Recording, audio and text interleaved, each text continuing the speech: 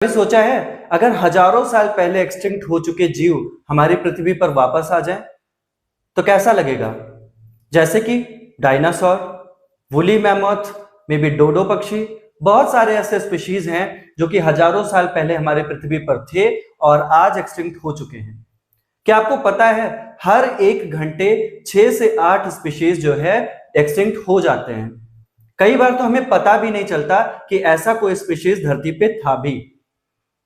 एक एक ऐसा भेड़िया जो अपने ताकत की वजह से जंगल का राजा कहा जाता था, डायर वुल्फ, जो कि आज से 12,000 साल पहले, 13,000 साल पहले एक्सटिंक्ट हो चुके हैं और ये पाए जाते थे साउथ कनाडा या फिर नॉर्थ अमेरिका वाले रीजन में। ऐसा दावा किया गया है एक अमेरिकन बायोटेक्नोलॉजी और जेनेटिक इंजीनियरिंग से रिलेटेड कंपनी द्वारा, जिसका नाम है कोलोसम बायोसाइंसेज।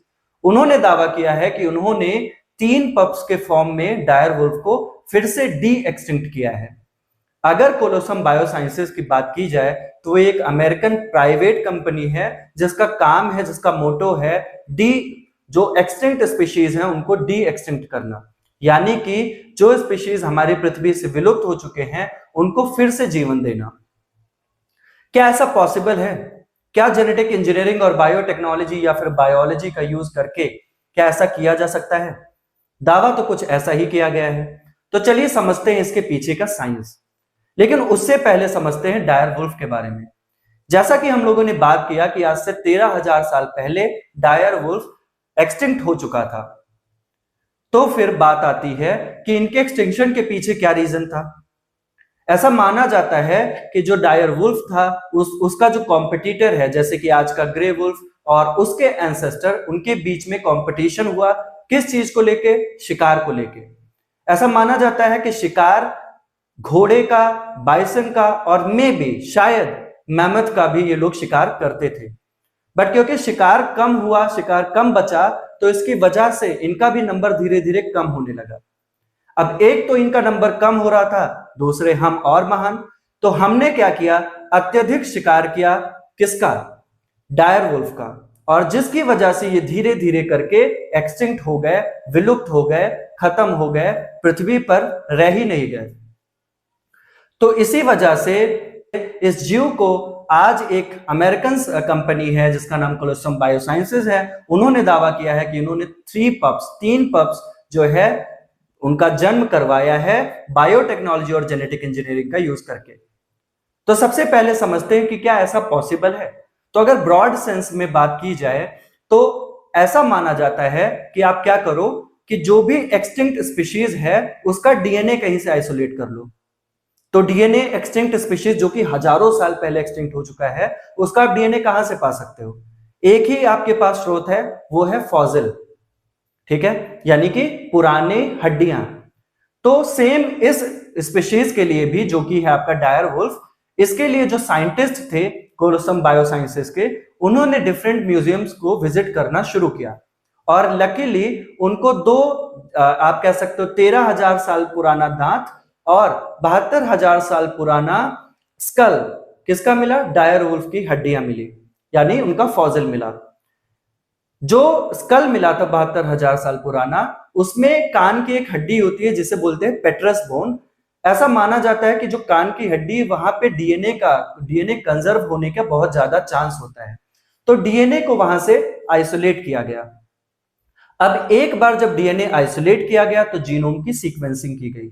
सीक्वेंसिंग का मतलब आप ऐसे समझो, जीनोम की सीक्वेंसिंग या डीएनए की सीक्वेंसिंग को आप ऐसे समझ सकते हो जैसे कि आपको कोई बायोलॉजी की बुक दे दे और जब तक आप उसको एक एक लेटर, एक एक वर्ड पढ़ोगे नहीं, तब तक आप सारे इंफॉर्मेशन को डिकोड नहीं कर पाओगे, सारी इंफॉर्मेशन जान नहीं पाओगे।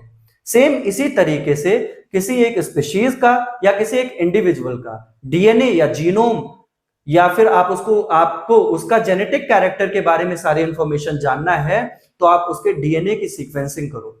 सीक्वेंस में क्या होता है? Nucleotide base. अगर आपको न्यूक्लियोटाइड बेस एक बार पता चल गया तो आप उससे क्लोजली रिलेटेड स्पीशीज को कंपेयर करो और आप उन जगहों को मार्क करो जहां पे जो एक्सटिंक्ट हो चुकी स्पीशीज है और उससे आज प्रेजेंट क्लोजली रिलेटेड स्पीशीज में डिफरेंस आए हैं।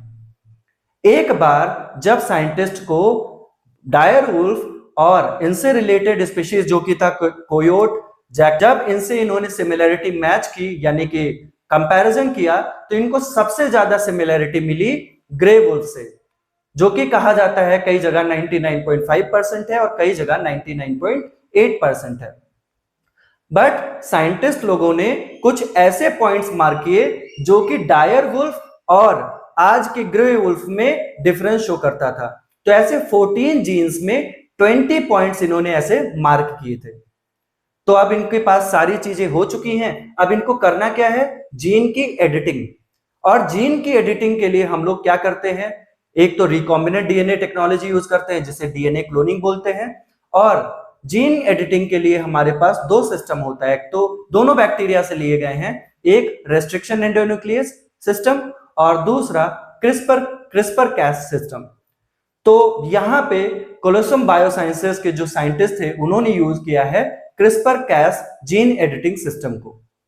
इसमें कुछ नहीं होता है, गाइडेड आरएनए होता है और एक आपका होता है कैस जीन, कैस प्रोटीन, जो कि जाके जीन को कट कर सकता है। आप वहां पे एडिट चाहो तो कुछ इंसर्ट करो, चाहो तो वहां से डिलीट करा दो, चाहो तो वहां पे मॉडिफिकेशन करा दो डीएनए में। क्रिस्पर कैस एक अलग टॉपिक है, तो इसके बारे में अगला वीडियो जब हम देखेंगे तो वहां पे इस चीज को हम लोग डिस्कस करेंगे। तो अभी के लिए आप इसको समझो कि साइंटिस्ट लोगों ने क्रिस्पर कैस टेक्नोलॉजी का यूज करके जीन्स की एडिटिंग की है। अब जीन की एडिटिंग किसकी की होगी, देखिए रेफरेंस के लिए इनके पास है डायर वुल्फ का जीनोम और एडिटिंग करने के लिए इन्होंने लिया है ग्रे वुल्फ का जीनोम। अब जीनोम आपको पता है कि उसके सेल में न्यूक्लियस होगा, ग्रे वुल्फ के सेल में न्यूक्लियस होगा और न्यूक्लियस में प्रेजेंट होगा डीएनए। तो डीएनए को इन्होंने जो पॉइंट वहां से मार्क कर रखे थे 14 जीन्स में 20 पॉइंट्स, उनको एडिट किया, चाहे वहां पे कुछ इंसर्ट कराया, चाहे वहां से कुछ डिलीट कराया, चाहे वहां पे कुछ मॉडिफाई कराया। अल्टीमेटली इनका गोल था कि जैसे डायर वुल्फ की मांसपेशियां ज्यादा ताकतवर थी, उनका जबड़ा बहुत ताकतवर था, वो 6 फीट के लंबाई में 6 फीट के होते थे, उनकी हाइट की बात की जाए तो 3.5 फीट के होते थे, व्हाइट फर होता था, घने बाल होते थे। तो ऐसा फिनोटाइप के लिए जो जीन रिस्पॉन्सिबल था वो ग्रे वुल्फ के जीनोम में ऐसा जीन इंसर्ट करने की कोशिश की गई और ऐसा सक्सेसफुली उन्होंने किया भी। एक बार जब उन्होंने जीन को एडिट कर लिया तो अब उनको खोज थी एक सरोगेट मदर की। सरोगेट मदर हम उन्हें बोलते हैं जिनके अंदर जो जीन एडिट किया गया है वो सेल इंसर्ट कराया जाएगा, क्योंकि वो आगे चल के बच्चे को जन्म दे पाए। तो सरोगेट मदर के तरह यहां पे एक फीमेल डॉग को यूज किया गया है। तो जो फीमेल डॉग है उसका ओवा यानी एग, अब एग क्या है, गैमीट है, तो उसको आइसोलेट किया गया सबसे पहले लैब में, उसको लिया गया। तो वो सेल है अब आपके पास एक ओवा सेल, जिसमें आपको पता है उसका भी न्यूक्लियस होगा, और यहां पे आपका जो ग्रे वुल्फ है उसका सेल है जिसका न्यूक्लियस आपने एडिट कर रखा है। तो आप खुद सोच के बताओ कि आपका एडिटेड न्यूक्लियस कहां पे है, फीमेल डॉग के एग में या फिर ग्रे वुल्फ के सेल में। तो बिल्कुल सही बात है कि ग्रे वुल्फ के सेल में है, यानी कि उसका न्यूक्लियस एडिटेड है। तो अब हम क्या करेंगे, जो एग है, फीमेल डॉग का जो एग है उसका न्यूक्लियस निकाल देंगे, क्योंकि वो न्यूक्लियस में हमने एडिटिंग तो की नहीं है, तो वो न्यूक्लियस हमें नहीं चाहिए। और ग्रे वुल्फ जो है उसका जो न्यूक्लियस है अब वो हमारे काम का है, क्योंकि उसमें हमने एडिटिंग की है। तो उसका न्यूक्लियस अब हम इंसर्ट कराएंगे कहां पे, फीमेल डॉग के एग में। एक बार हमने करा दिया ये फ्यूजन ट्रांसफर, उसके बाद हम इस सेल को थोड़ा सा ग्रो कराएंगे। एक बार जब ये सेल ग्रो कर जाएगा तब हम इसको इंसर्ट कर देंगे, इसको इम्प्लांट करा देंगे फीमेल डॉग के पास। जब फीमेल डॉग में हमने इसको इम्प्लांट कराया, नेचुरली ये एम्ब्रियो बनेगा, सेल डिवाइड करेगा और जाके एक डायर वुल्फ बन जाएगा, जो कि जिसको उन्होंने जन्म दिया, इस फीमेल डॉग ने जन्म दिया था 1 अक्टूबर को दो डायर वुल्फ को, जिनका नाम था रोमोसस और रेमस। जो रोमोसस और रीमस है, इन नाम के पीछे की अगर आप माइथोलॉजी की बात की जाए तो ये एक रोम माइथोलॉजी से एसोसिएटेड नेम है। ऐसा माना जाता है कि रोम को बसाने वाले थे रोमुलस, माफ कीजिएगा रोमुसस नहीं थे, रोमुलस थे, रोमुलस नाम था। तो रोमुलस जो थे उन्होंने रोम शहर को बसाया था, और रोमुलस और रेमस ये दोनों भाई थे। तो जैसे आपने जंगल बुक मूवी देखी होगी, उसमें मोगली को का ध्यान रखता था एक भेड़िया। सेम इसी तरीके से रोम माइथोलॉजी में माना जाता है कि रोमुलस और रेमस को फीड कराया था, दूध पिलाया था अपना एक फीमेल भेड़िया ने। तो इसीलिए इसी सिग्निफिकेंस की वजह से जो पहले दो पप जन्म लेते हैं, दोनों मेल हैं, उनका नाम कोलोसम बायोसाइंसेस ने रखा है रोमुलस और रेमस। 30 जनवरी 2025 को एक फीमेल पप भी जन्म लेती है, जिसका नाम उन्होंने रखा है खलीसी। अब अगर आपने game of thrones web series देखी होगी, जो जिसके राइटर हैं आर मार्टिन, उन्होंने एक नॉवेल भी लिखा था the battle of ice and fire, और उसमें उन्होंने डायर वुल्फ के बारे में मेंशन किया था। अगर आपने वेब सीरीज देखा होगा तो आपने देखा भी होगा कि स्टार्क फैमिली के पास 6 अलग डायर वुल्फ होते हैं, और 3 अपने अपने कारणों की वजह से उनकी मौत होती है और 3 रहते हैं आखिरी सीजन तक। तो इसी वजह से वहां से सिग्निफिकेंस लेते हुए जो उसमें एक कैरेक्टर है डेनेरिस टारगेरियन, जो कि खाल ड्रोगो की पत्नी थी और उनका नाम खलीसी होता है, इस वजह से वहां से वो नाम लिया गया है। तो 3 पप इन्होंने अभी तक बनाए हैं, रोमुलस, रीमस और खलीसी। लेकिन अभी जो तर्क और साइंटिस्ट दे रहे हैं, उनका मानना है कि एक डी एक्सटिंक्शन का केस नहीं है, ये एक जीन एडिटिंग का केस है। उसके पीछे जो कारण दिया जा रहा है वो ये है कि अगर आप एवोल्यूशन देखोगे तो आज से 13,000 साल पुराना इंसान का ही अगर आप जीनोम देखो और आज के इंसान का अगर आप जीनोम कंपेयर करोगे तो बहुत सारे डिफरेंसेस आपको देखने को मिल जाएंगे। तो आज से 13,000 साल पुराने डायर वुल्फ का जो जीनोम था, उसको आप देख के आज के ग्रे वुल्फ में उसको एडिट करके आप नया जो है डायर वुल्फ नहीं बना सकते, जबकि आप एक ब्रीड बना सकते हो। और कंपनी ने भी माना है, कोलोसम बायोसाइंसेस ने भी माना है कि जो डायर वुल्फ बना है वो असली डायर वुल्फ से 100% मैच नहीं है।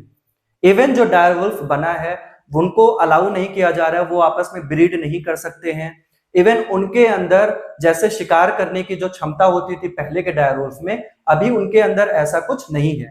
उसके पीछे एक कारण ये भी होता है कि जो डायर वुल्फ नेचुरली रहते थे, वो अपने पेरेंट्स को देखते थे, शिकार करते हुए देखते थे, रहते होंगे, तो उनको वो चीज का कहीं ना कहीं आदत लगती है। बट अगर आप किसी को इतना आइसोलेटेड रखोगे, आज के 13,000 साल पहले वो धरती पर थे, आज वो नहीं है, और आप उनसे एक्सपेक्ट करोगे कि वो शिकार करना शुरू कर देंगे, तो शायद ये कहीं ना कहीं कम पॉसिबल है। ऐसा नहीं है कि अभी इससे पहले डी एक्सटिंक्शन कराने की कोशिश नहीं की गई है। देखिए, इसको बोला जा रहा है कि फर्स्ट सक्सेसफुल डी एक्सटिंक्शन का केस है, बट इससे पहले एक, अब आप बताइए कि आपका क्या विचार है इस टॉपिक के बारे में, और जो भी आपका कमेंट है आप इसमें शेयर करो। आप इस चैनल को सब्सक्राइब करो अगर आपको पसंद आया हो, और फिर मिलेंगे अब अगले लेक्चर में, अगले वीडियो में एक अलग इंफॉर्मेशन के साथ। और अभी हम लोग कवर कर रहे हैं जेनेटिक्स की सीरीज, तो जेनेटिक्स का भी लेक्चर जल्द ही आने वाला है। तो चलिए मिलते हैं अगले लेक्चर में, तब तक के लिए अपना ध्यान रखें, बाय बाय।